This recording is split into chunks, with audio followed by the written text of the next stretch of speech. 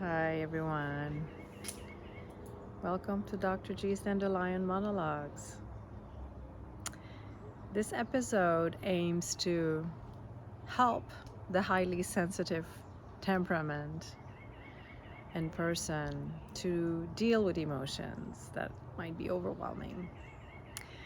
I would like to propose a mindful approach to that phenomenon, right? Like emotions are energy, first of all, and if we conceptualize our whole beings, including our nervous systems, as antennas that detect energy shifts and including emotions, it's important to reframe any emotional experience that comes through us, right?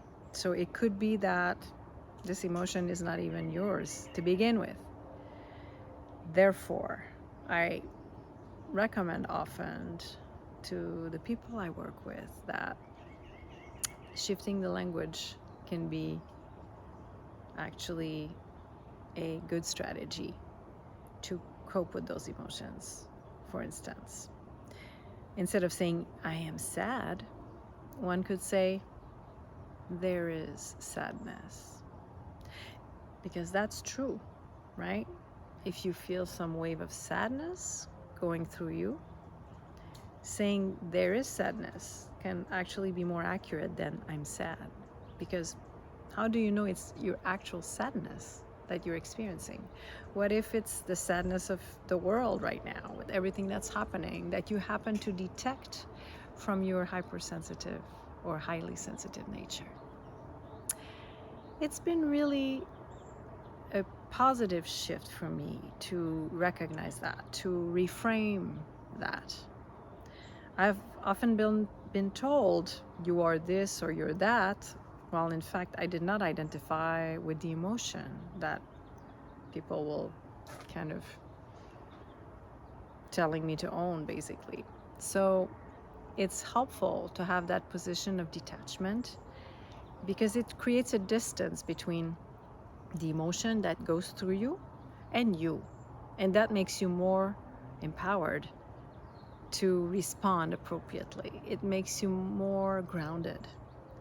Otherwise, if we say, I am sad, I am anxious, I am angry, it's hard to be grounded. It's more like an identification with an emotional state that is impermanent, like everything else. So that's why, again, I would say use the detachment, and it's more appropriate to say there is anxiety, there is pain, there is uncertainty, there is doubt, there is guilt, there is shame. And a great example for shame is often people feel ashamed for things that they shouldn't be ashamed of because of things that happen to them, and it's not their shame to bear. So that's another reason why we should not identify with any emotion that comes through us. We are not our emotions. We are processing emotions, either those that are associated with our direct experiences, but also emotions that come from external sources. In a family system, there might be a person who tends to be the scapegoat or the black sheep. And that's a very sad situation for the person experiencing the emotions and the blame from the family.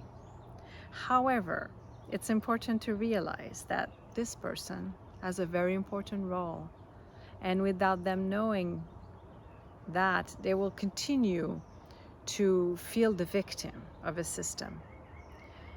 But what's in fact happening with the black sheep or scapegoat situation, for instance, is that this person, often a child, becomes the dumpster of everyone else's unacknowledged emotions.